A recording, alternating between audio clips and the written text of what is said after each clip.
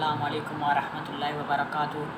الصلاۃ والسلام علیکہ رسول اللہ وعلی آلہ وصحابہ حبیب اللہ۔ اللہم صلی علی دین الذی وسمت و امر صلی علی دنیا التی فیہا معاش و صلی علی آخرت التی فیہا معادی وجل الحیات زیادۃ فی کل خیر وجل الموت راحۃ من کل شر لا الہ الا اللہ۔ اللہم نستغفرک و نسألک الجنۃ و نعوذ بک من النار۔ اللہم صلی علی سیدنا محمد وعلی سیدنا محمد بعدد کل داء و دواء وبارک وسلم۔ الحمدللہ رب العالمین وعاقبۃ للمتقین والصلاۃ والسلام علی اشرف الانبیاء والمرسلین اما بعد فاعوذ باللہ من الشیطان بسم اللہ الرحمن الرحیم۔ بسم اللہ الرحمن الرحیم۔ میرے مسلمان احباب بھائیوں، آج ہم جنگ بدر کے بارے میں بات کریں گے۔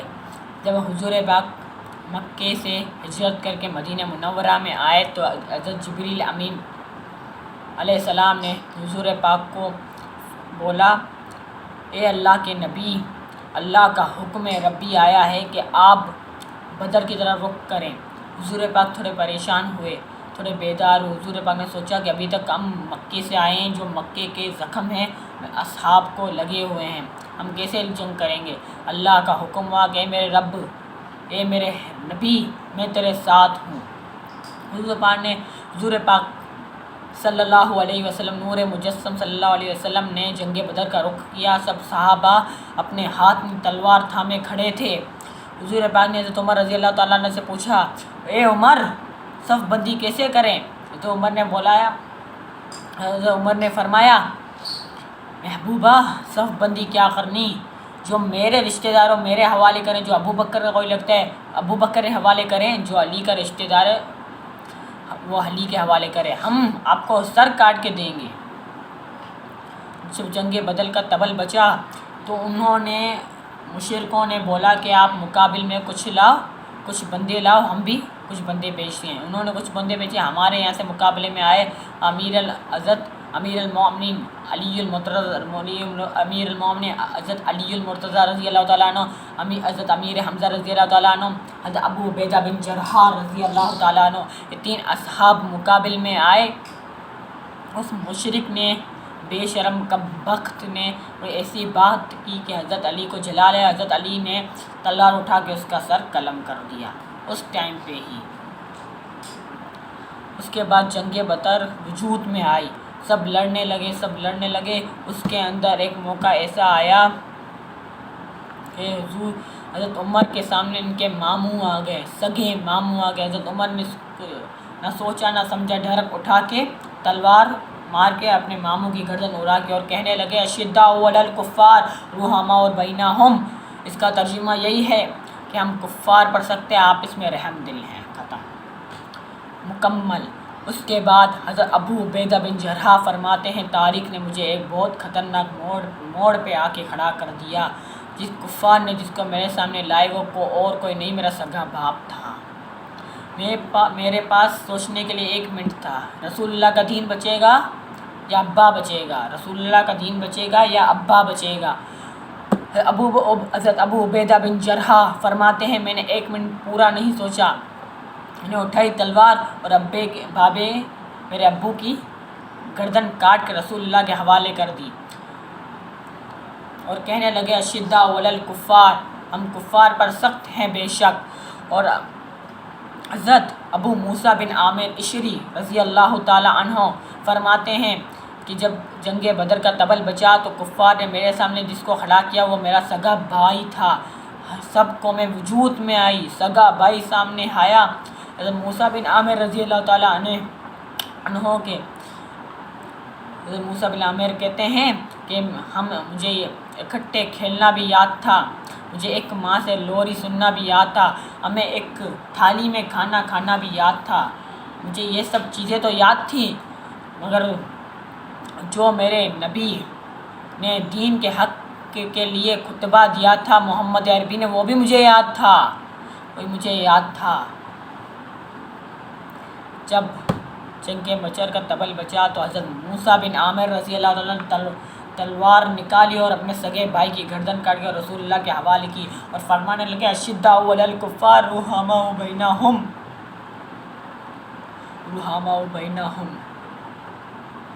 ایسے تھے ہمارے اصحاب، ایسے تھے ہمارے صحابہ۔ ان کی جیسا کوئی بنے. جو ہمیں تعلیم مل رہی ہے نا یہ اصحاب کی ہے.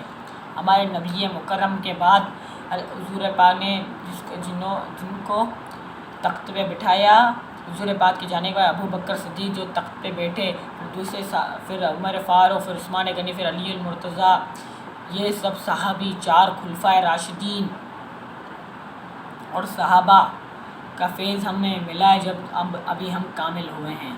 جو آج میں آپ کو ویڈیو بتا رہا ہوں، جو اس کو سنا رہا ہوں، یہ ان کی تعلیم دی ہوئی ہے.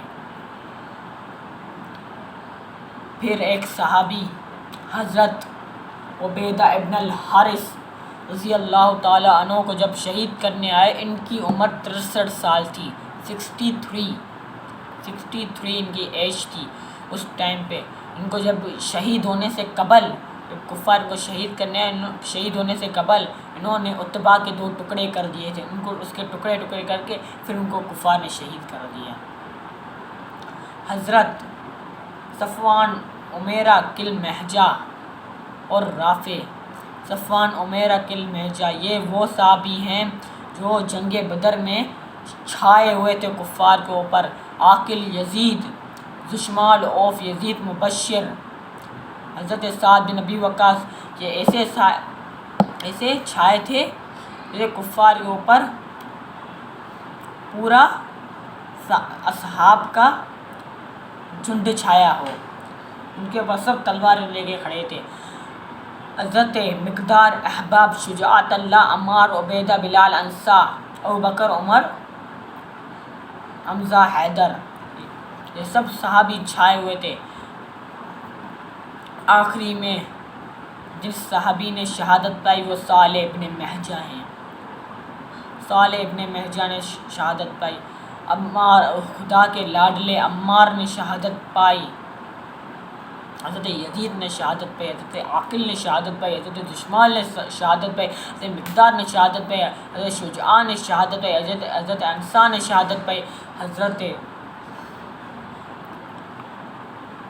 دشمال نے شہادت پائی. حضرت عمیر نے شہادت پائی. حضرت رافع نے شہادت پائی. ان سب نے شہادت پا کے دین مبین کا جھنڈا لہراتے انہوں نے شہادت پائی. دین مبین کو عروج پہ لے جا کر انہوں نے شہادت پائی. یہ ہمارے صحابی ہیں. یہ ہمارے صحابی ہیں جنہوں نے دین کے خاطر اپنے کو، خود کو، اپنے بیوی بچوں کو، سب کو قربان کر دیا اللہ کی راہ میں. یہ ہمارے صحابی ہیں.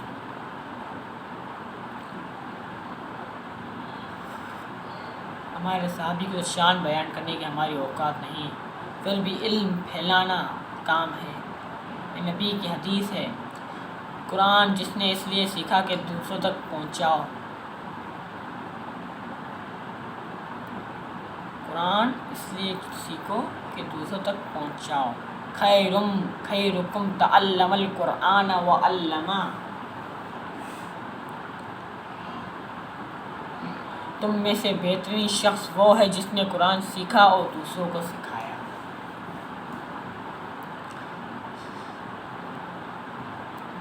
ہمارے کچھ لوگ ہیں نا،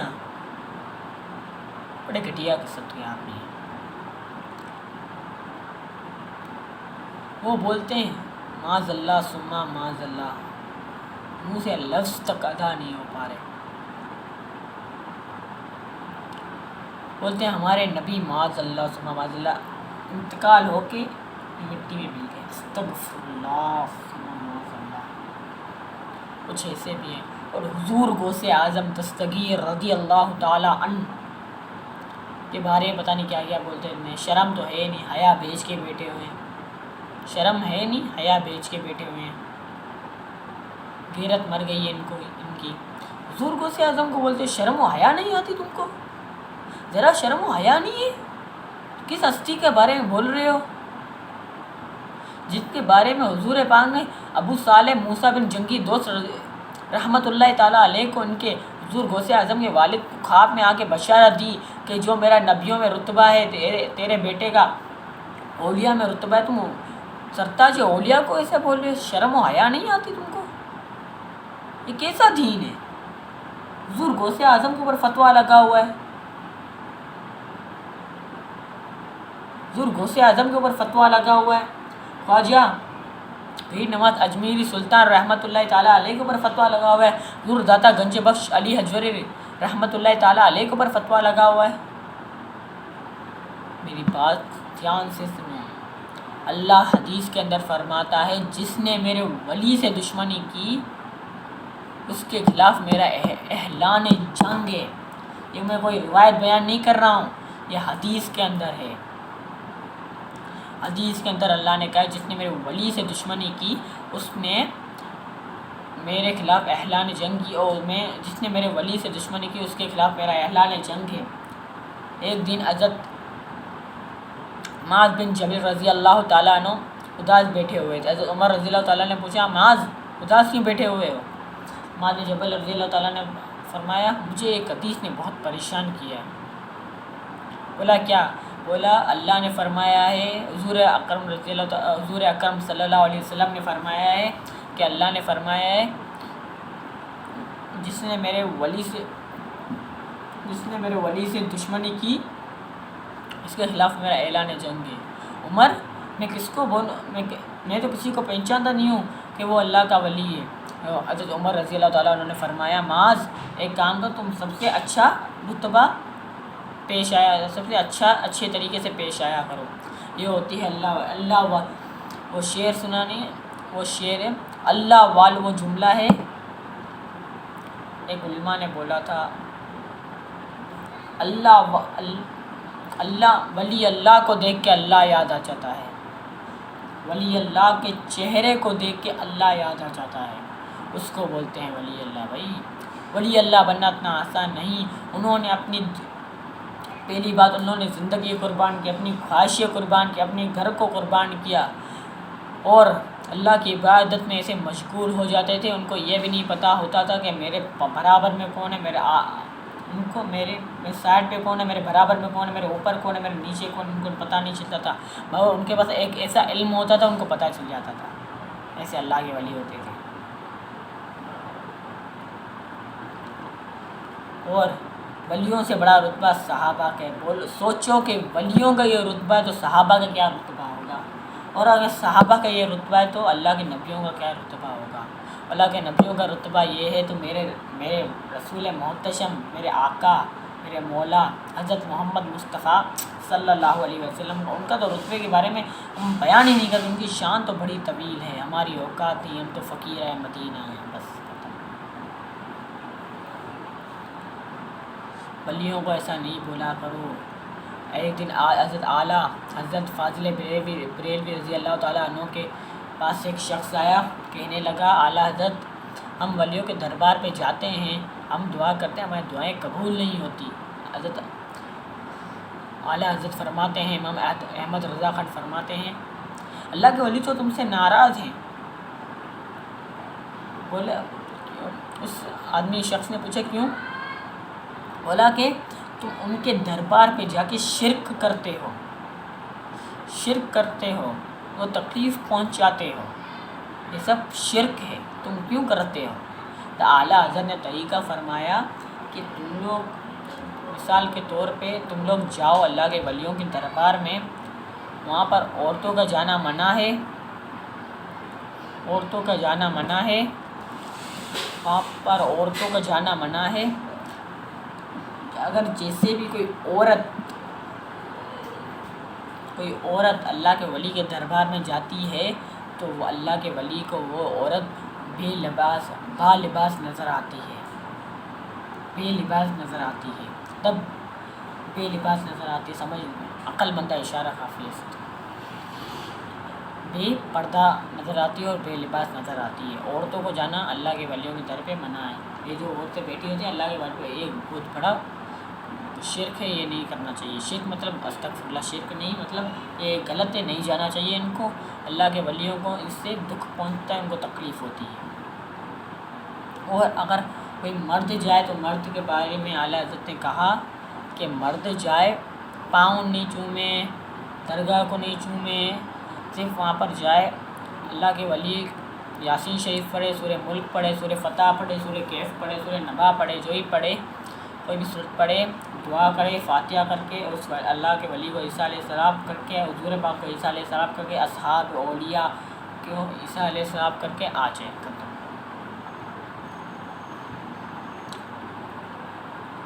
کچھ لوگ تو ایسے ہیں جہاں پر شرک نہیں ہوتا وہاں پر شرک لگا کے بیٹھے رہتے ہیں،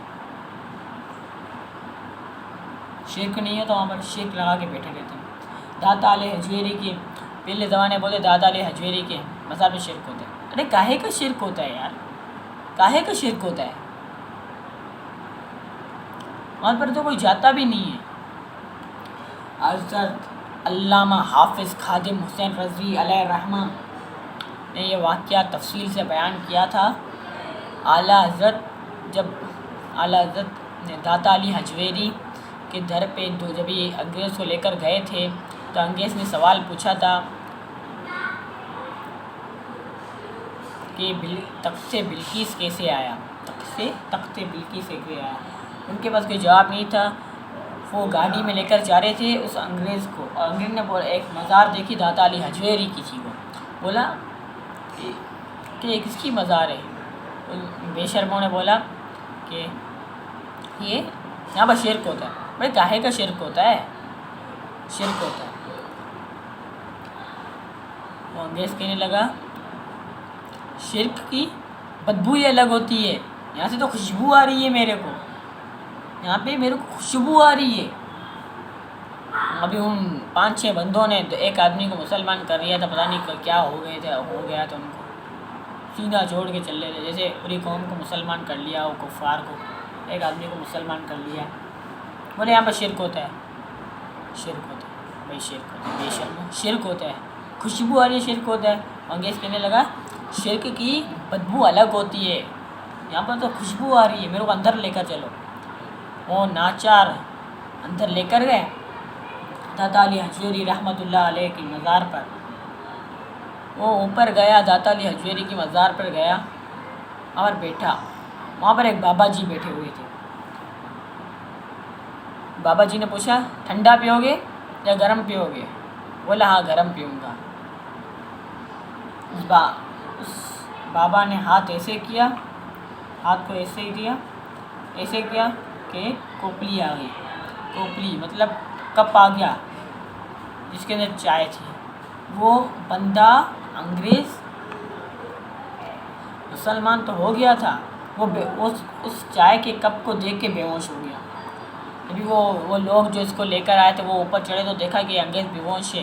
بولا اس کو کیا، اس کو اٹھایا، پانی منہ میں ڈالا، اس کو اٹھایا۔ بولے تم ایسے بے ہوش ہو گئے تھے؟ بولے وہ بابا جی کہیں۔ بولے کون بابا جی؟ بولے بے شرمو، یہ جو پیالی میرے ہاتھ میں ہے چلو آپ کو پتہ ہے کہاں، بے شرمو بے حیاؤں، یہ جو جس بابا نے میرے کو ایک پیالی دی، یہ پیالی کہیں اور کی نہیں ہے، یہ میرے گھر لنڈن کی، میرے گھر کی پیالی ہے، میرے گھر لنڈن کی پیالی ہے۔ تو وہ بابا سمجھ گیا، اور وہ انگریز سمجھ گیا، وہ لوگ سمجھ گئے تھے یہ اور کوئی نہیں تھا، یہ حضور داتا گنج بخش علی حجویری رحمۃ اللہ تعالیٰ علیہ تھے۔ ایسے ہوتے ہیں اللہ کے ولی۔ آج میں جس موضوع سے بات کر رہا تھا اس موضوع کے بارے میں بول لیں۔ آخر میں جنگ بدر کا قصہ ختم ہوا اور اللہ نے معجزہ اختیار کر کے جنگ بدر کو ختم کیا اور مسلمانوں کو فتح دلائی اور کفار کو ذلیل و غمخوار کر دیا۔